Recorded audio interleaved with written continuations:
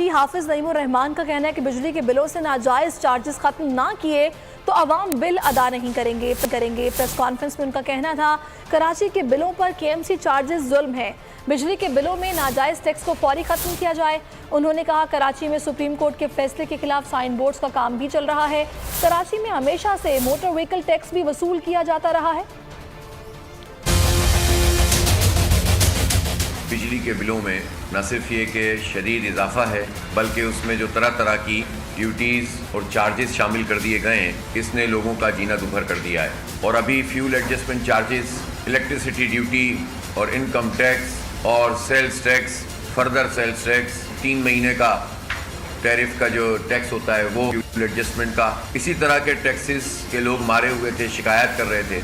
तो उन्होंने सिंध हुकूमत ने म्यूनसिपल चार्जेस भी इन बिलों में लगा कर देना शुरू कर दिए, जो मैं समझता हूँ कि कराची के शहरियों के साथ बहुत बड़ी ज़्यादती है। दूसरा T20, इंग्लैंड ने पाकिस्तान को जीत के लिए 200 रन का टारगेट